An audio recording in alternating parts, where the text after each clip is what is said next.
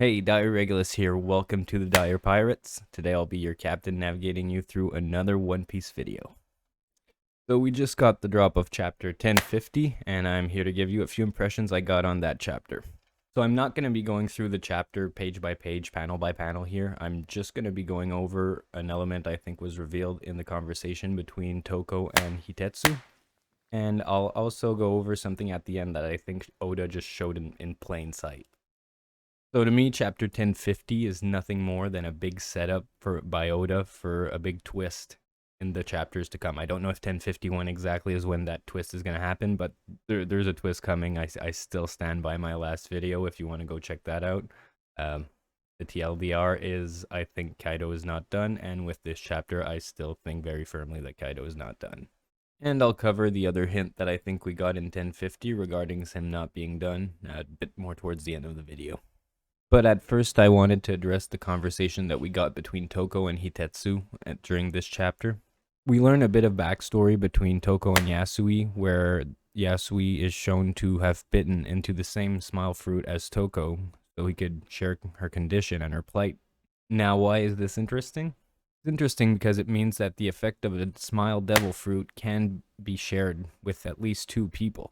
That is not the case with normal devil fruits. In the other piece of One Piece canon content, the Ace novel that was written by Oda, later illustrated by Boichi of Dr. Stone fame, we learned that Masked Deuce bit into a devil fruit and got no powers from it. Now, Masked Deuce is Ace's first mate, and he found the Maramara Nomi with Ace. Ace took the bite first, so Ace got the devil fruit powers, and when Masked Deuce bit into it, he only got a bite of a very bitter fruit. No powers. Now, what we saw with Yasui and Toko means that possibly the smile fruits do not have this limitation. This also implies that if Vegapunk can manage to make a perfect devil fruit that doesn't have a failure rate, he could possibly reuse it multiple times. An army that uses the same power multiple times. That kind of reminds me of the Pacifistas. And we know through Sentomaru and other marines that the Pacifistas have been upgraded during the 2-year time skip. And that upgrade could be related to Vegapunk finally making a successful replica of Kizaru's Pika Pika Nomi, which we already know to be the basis of the original Pacifista's powers. And let's not forget also the part where Vegapunk, one of his signature discoveries and advancements, was the ability to give devil fruits to inanimate objects. Now, the Pacifistas are cyborgs, but I think this would still apply in this case. This could enable the Pacifistas to use the whole extent of Kizaru's set of powers. Now imagine those being the basic soldiers of the SSG, the World Government Special Science Division that's run by Vegapunk. And if that's true, the potential power of the SSG becomes quite frightening depending on the type of devil fruits that Vegapunk can get his hands on and replicate. That could possibly make the SSG soldiers a more successful version of the Beast Pirates, and one that has no will of its own that could be commanded to the whims of the world government. And who knows, maybe a few of those units could currently be on the marine ships that are waiting on the coast of Wano. Again, this could possibly fit into what I said in my last video, which, again, you can go see. Yeah, so I'm firmly in the Kaido is getting back up camp. And I'll even go as far as saying I think he already may be back up in 1050. And if I'm right, it's insanely in our faces. Towards the end of the chapter, we get a clear view of the volcano that's erupting in the water and the smoke coming out of it. And that panel may be the easiest game of Where's Waldo ever. Well, in this case, it would be Where's Kaido, but yeah. If you look in the smoke cloud, the highlights of it have a very interesting shape. I would almost say a serpent dragon-like shape. And this could kind of make sense with what we saw in chapter 1048 with Kaido's flame drum dragon form. He was kind of coated in some sort of magma. Makes me think Kaido's probably just fine in lava, maybe even powered up by it. That's why I think we currently be seeing Kaido fully coated in magma glowing through that smoke cloud.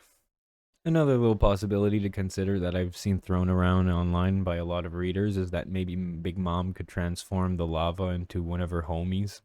I mean, I don't necessarily think this, but I like the idea and the possibility of it. And to finish this, I'll leave you guys on the last set of hints that I saw on Twitter posted by a user called Squawk, who likes One Piece a lot. They point out the title of chapter 1042, which is "The Victor Needs No Epitaph" in some translations.